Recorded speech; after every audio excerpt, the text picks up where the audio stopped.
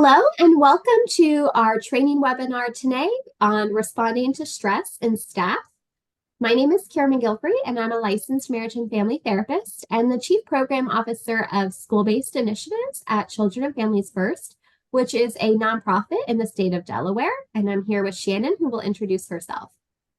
Hi, everyone. My name is Shannon Fish. I'm a licensed clinical social worker and the Director of Operations and Risk Management for Children and Families First.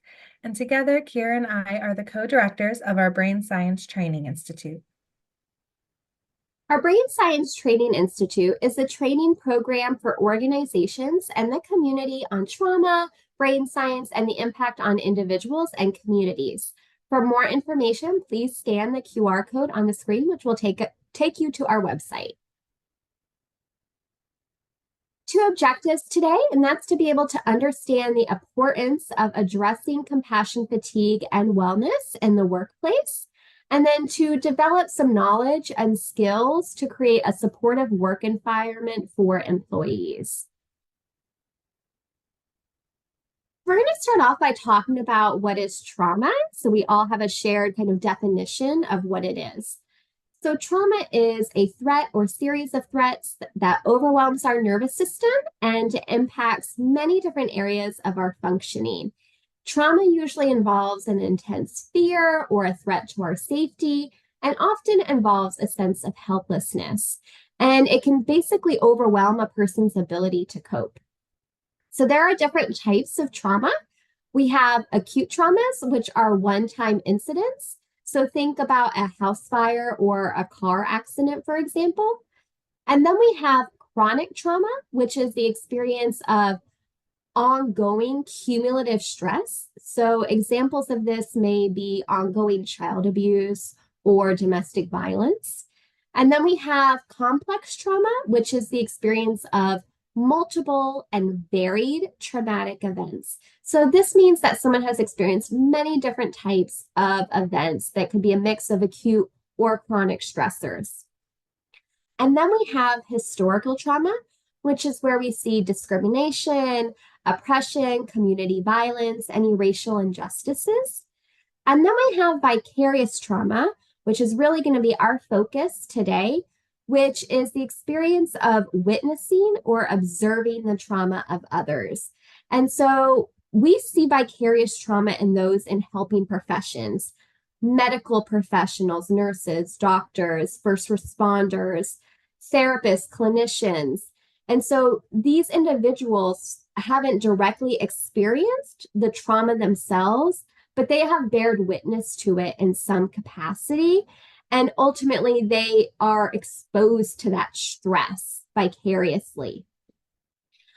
Ultimately, what trauma does, though, is it stresses our body. So our focus on vicarious trauma today is that we recognize staff may have experienced their own trauma. So we have staff that show up and they've experienced their own stressors in their life, acute or chronic. And they don't just leave that at the door when they walk in, they come in with that. Not only are we recognizing that people have experienced their own stressors, we're also recognizing that the clinical work that they're doing, it can also be traumatic and stressful. And so we want to find ways that we can reduce the impact of that stress in the workplace. By defining what is burnout. And you might have heard this term before, you might have used this term before. It's very common kind of language that we use when we say that we are just exhausted from the work that we're having to do. And so burnout is this state of kind of prolonged stress where we feel overwhelmed and drained. It tends to be cumulative. It doesn't happen overnight. It's day after day stress that someone experiences. And it's tied to the organization itself. So the organization's demands on the individual. And burnout is not tied to trauma. And that's really what separates it from compassion fatigue. Compassion fatigue is this kind of diminished capacity to empathize with others. It isn't necessarily cumulative. It can happen after one event with a patient or a client. And it's really tied to that stress So before kind of the 1990s, we used the term burnout for everything. And it wasn't until there was a researcher by the name of Dr. Charles Figley that we came up with this term compassion fatigue. He was really the first person to coin this. So he was doing research with nurses and he was doing research on burnout. And what he ended up recognizing was that, yes, some of these nurses were in fact experiencing burnout, but some of them were experiencing what he called kind of compassion fatigue, which means they were hearing these kind of stories, witnessing these traumas, that it started to take a toll on their ability to empathize and feel compassionate for other individuals, which ended up kind of impacting their clinical work. So to kind of understand how this takes kind of a toll on our brain and our body, we want to just kind of set the foundation of our brain architecture and how our brain is developed and how it works. So in very kind of basic terms, we have what we call a downstairs brain and an upstairs brain. Our downstairs brain is our emotional brain. It's our oldest, most primitive part of our brain, and it houses our brain stem. So our basic functions, breathing, heart rate, reproduction, digestion, blinking, everything kind of happening at an unconscious level is in that downstairs brain area. It also houses our limbic region, which has many different functions, but one of them being it's in charge of our very strong emotions, fear, anger, love. And then also within our limbic region is something called our amygdala. And our amygdala is our alarm system. It alerts us to potentially kind of life-threatening situations around us. And then we have our upstairs brain. Our upstairs brain is our rational, logical, decision-making brain. It is what kind of separates us from other animals. It's our human brain. It gives us the ability to have empathy and self-understanding, that kind of self-reflection. It's where we have play and trust, all kind of in our upstairs brain. And what happens when we experience stress is that our downstairs brain takes over. That amygdala sounds the alarm and it hijacks the upstairs brain. And we say hijacks because that's literally what happens. It kind of blocks connections to the upstairs brain. Because in stressful situations, we don't want to kind of weigh the pros and cons of what we should do. And we just want to make that decision as quickly as possible so that we can survive. And so biologically, our brain does this so that we can survive whatever's about to happen to us. Now, why this is important is that when individuals are experiencing stress in the workplace, and it's that chronic stress, maybe it's one event that has really kind of taken a toll on the staff that are working there. What ends up happening is their downstairs brain, their amygdala, kind of sounds the alarm, and they start coming from this downstairs brain area where it's very intense emotions. And the problem solving skills that are all held up in the upstairs brain go offline. It's not as strong as that downstairs brain area. And so when we're thinking about how we support staff, we want to understand what this means for the brain. We want folks in their upstairs regulated state. And so we need to have practices and we need to be able to respond to stress in staff so that we can also move them from a downstairs brain reaction to an upstairs brain reaction. And so in essence, just to put this kind of all together, our helping professionals are kind of like candles. They give light, they give energy to the individuals around them. And just like a candle, to give light, they must endure burning. And so we want to think about ways from an organizational standpoint on how do we support staff so that they can actively engage in their self-care and their well-being so that they can show up for the patients that they're working with. And so we find that it's not only the staff's responsibility to take care of themselves, but it is also the organization as a whole. And I'm going to pass it over to Shannon, is going to start talking more about that stress. So, as Kira talked to us about burnout and compassion fatigue and trauma, you heard a lot about toxic stress. But it's important to know that not all stress is bad. We actually need a little bit of stress in our lives to be able to kind of get through and maintain our daily functioning. So, this starts with our positive stress. Positive stress is where we do still have those increases in our heart rate and our stress hormone levels. So our brainstem and our limbic region are coming online and they're doing a little extra work, but it's for helping us and it's working in coordination with the rest of our body. So this could look like going for exercise, talking in front of people, doing a job interview. We get those little elevations, but we're able to quickly come back down once we're done with that event. The job interview is over and we regulate back down. Next, we have tolerable stress. Tolerable stress is when we are experiencing a stressful situation, and this is sounding off the alarm in our amygdala so that we are beginning to have a more intense stress response, and it's going to linger a little bit longer. But in the tolerable stressful situation, we have supportive relationships, we have protective factors that help us to navigate through the stressful situation. And this actually helps our brain and our body kind of get back into coordination and regulate back down so that we're not going to continue to experience that increase in the stress response. Then we have the toxic stress. And this is where Kira was discussing trauma, compassion fatigue, and burnout, where an individual is experiencing this prolonged activation of the stress response. It's not going away and it's staying present, and the individuals don't have those protective relationships or supportive factors in the workplace or at home in order to navigate the stressful situation.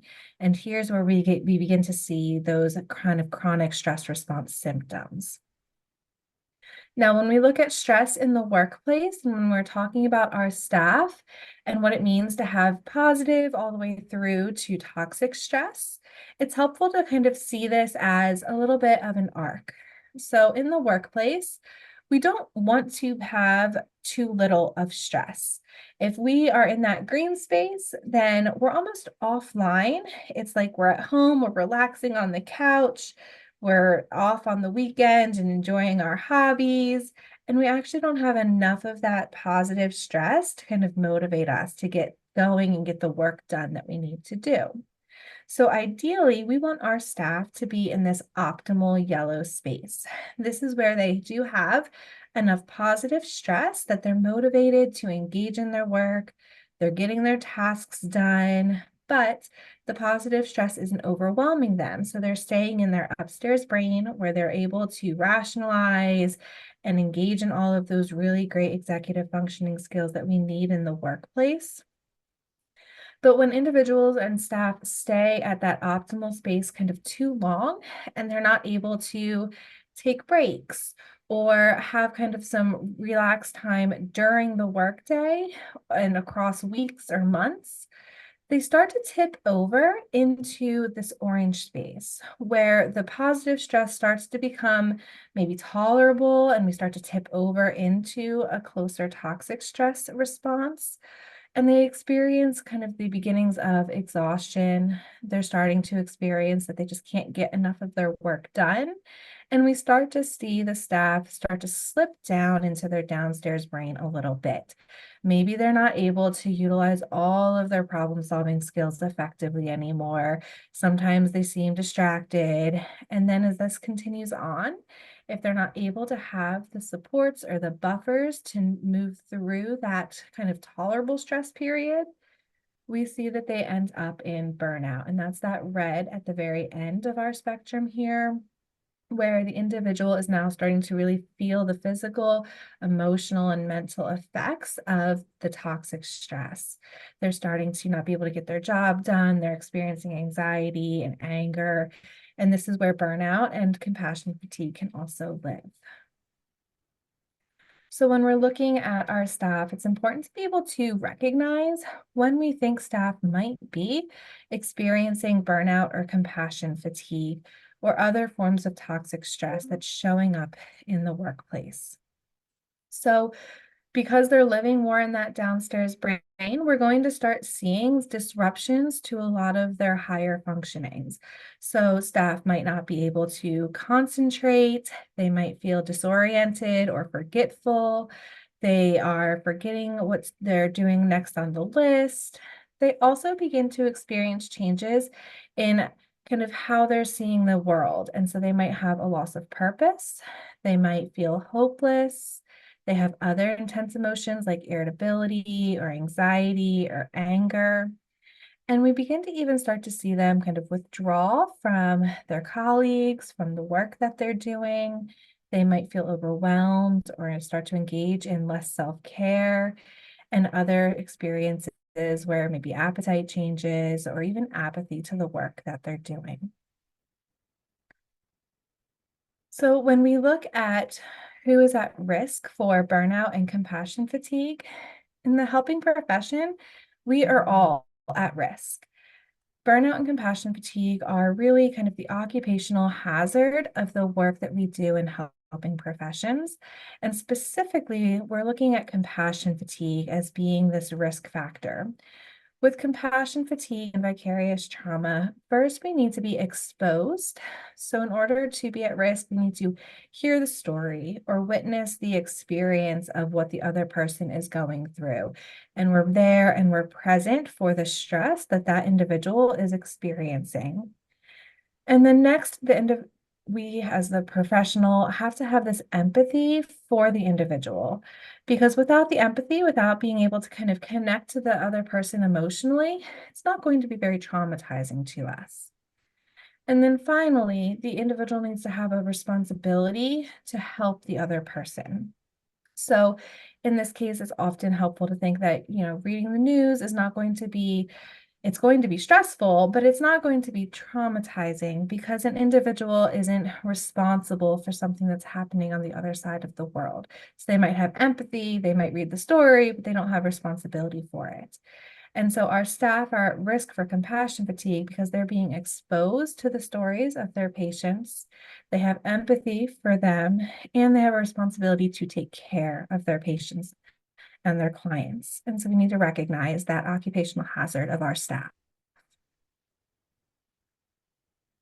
And why we need to understand all of this, as Kira already mentioned, our staff come into the workplace already having their own exposure to trauma and to toxic stress. In fact, 1 in 5 adults over the age of 18 have reported a mental illness in 2016. And this is not related necessarily to the work that they're doing. This is what they're coming in and showing up with. Furthermore, we know that 1 in 6 adults has also experienced at least 4 adverse childhood experiences.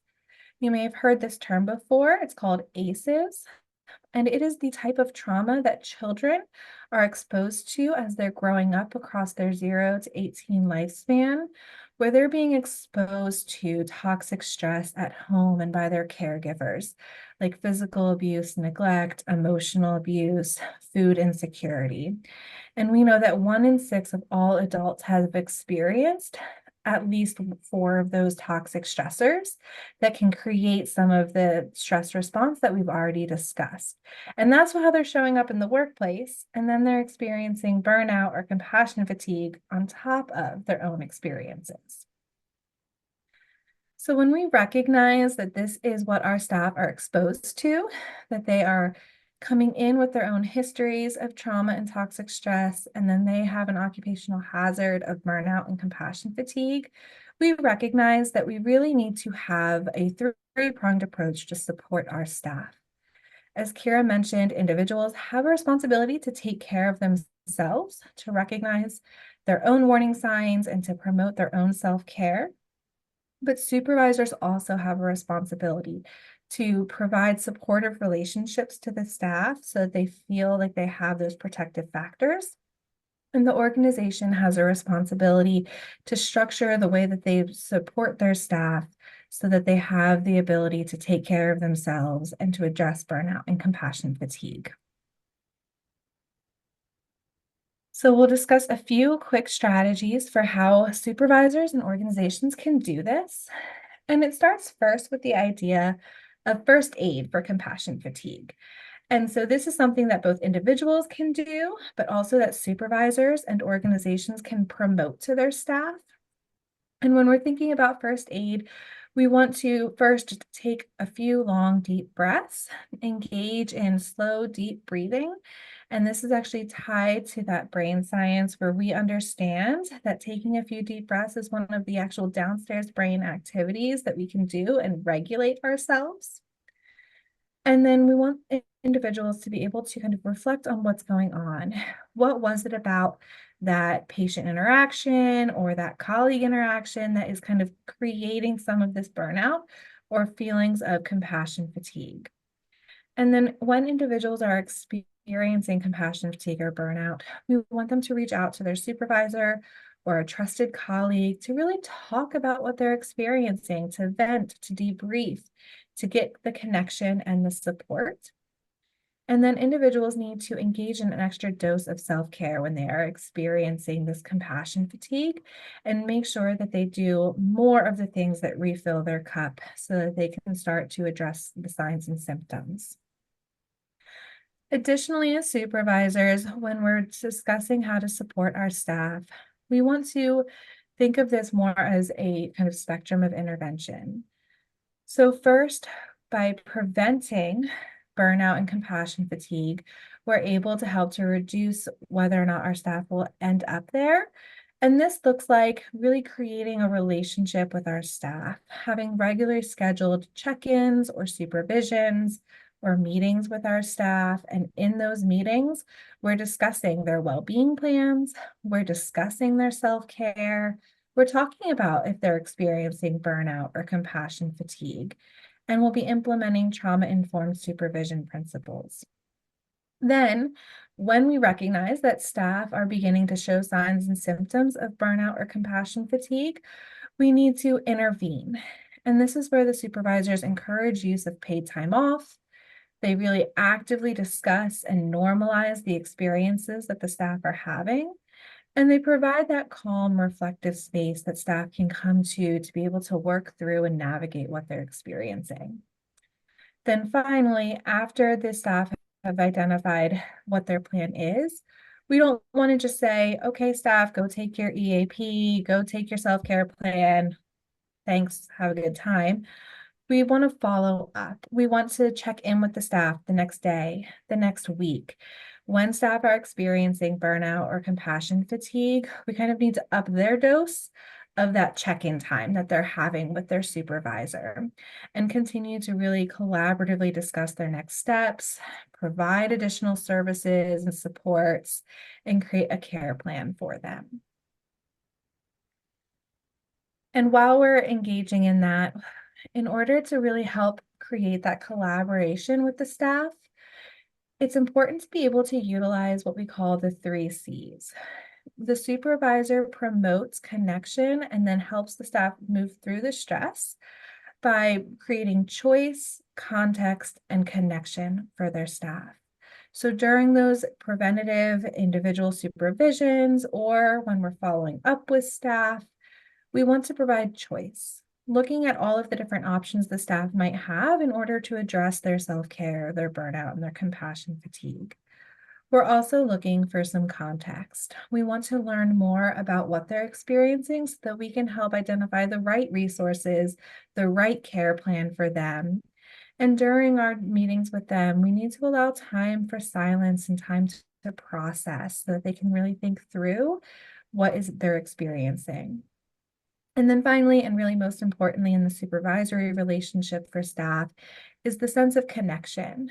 During those times, we need to avoid judgment of staff and placing judgment on what they're experiencing and kind of how they're showing up that day. We need to heavily use supportive statements. And whenever possible, we want to reduce those meetings to really a one-on-one situation so that staff don't feel overwhelmed or feel that there's too many people who are now involved.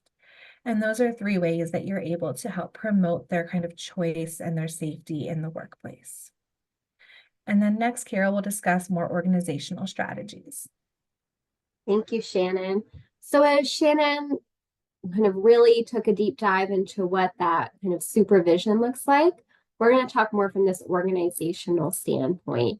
And what we know is that compassion fatigue is really this occupational hazard of being in the helping profession. And so there are different ways that we can kind of focus in on well-being and support that among all staff that are involved. So the first kind of category that we have is training and education. So we want to make sure as an organization that we're providing training on what is burnout, what is compassion fatigue and vicarious trauma, and really normalize and provide that knowledge and education on it. Other training and education should be on stress management and self-care and well-being, and just additional opportunities to focus in on their job or role in the workplace. If our downstairs brain is happiest when we're safe, our upstairs brain is actually happiest when we're learning. We also want to make sure that we're providing that regular support and supervision. And Shannon already kind of discussed that in that prevention piece. We want to make sure that there is regular supervision that's dedicated to being able to check in on self-care and well-being and workload. We also want the organization to think about employee input. And so is the organization asking employees to contribute to policies and procedures of the organization, which really promotes employees feeling like they matter, that their voice matters, and that they have a say kind of in how the organization is going to move forward. We also want to prioritize what we call trauma-informed care. And that really means that the organization has kind of a shared understanding of the prevalence of trauma and adverse childhood experiences with patients, with staff, and that there really are these practices that try to reduce the re-traumatization of any person involved in the system.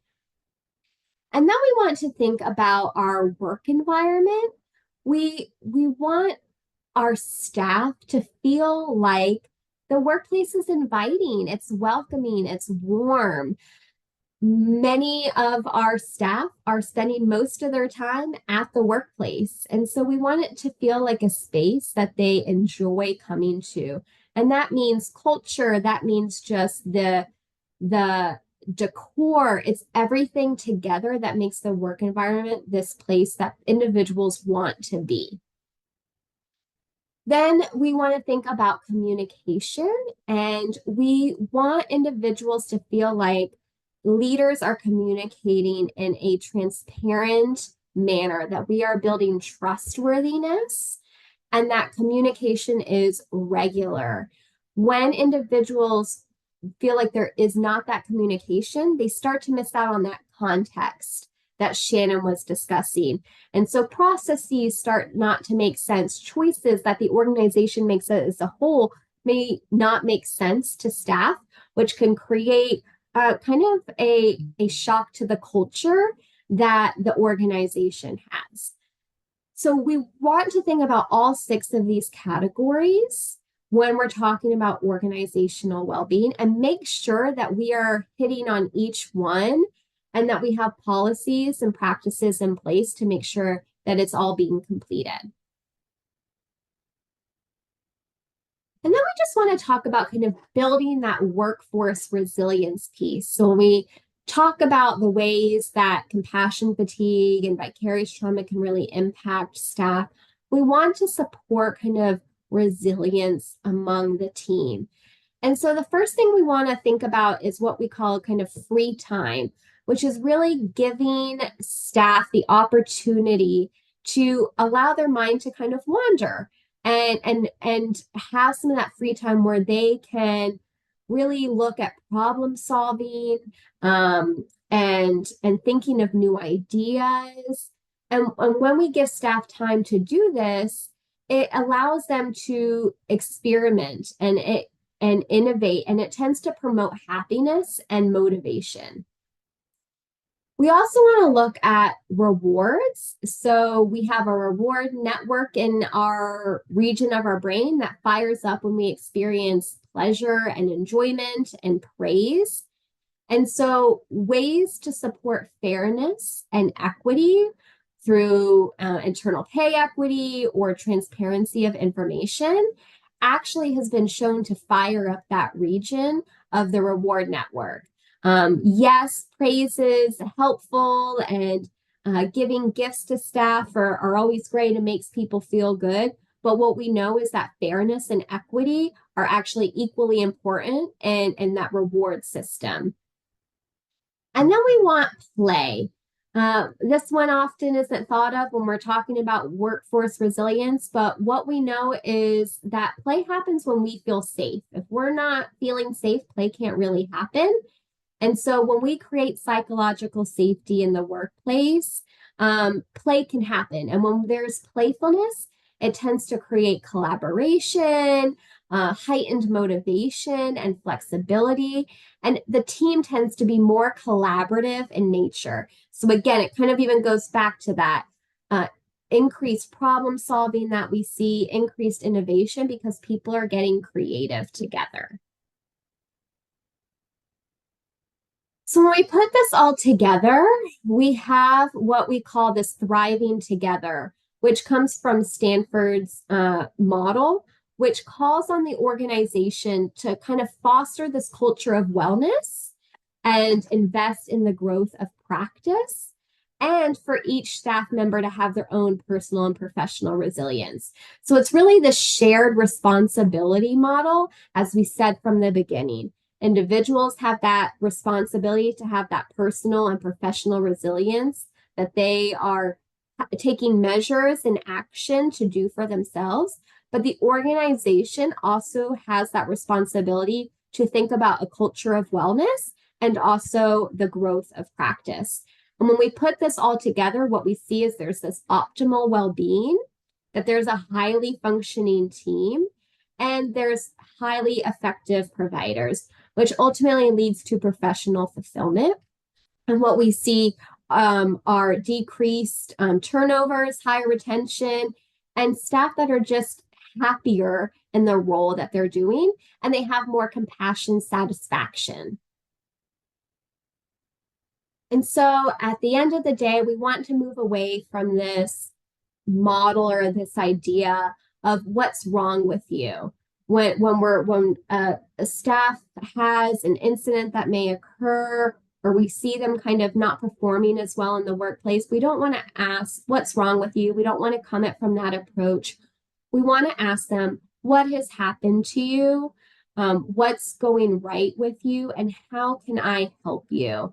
And so we're really changing our thought process that the organization has a responsibility to check in with the staff members, given the occupational hazard of vicarious trauma. And so here are some of our references from today. We hope that you enjoyed this training webinar, and we look forward to seeing you the next time. Thank you.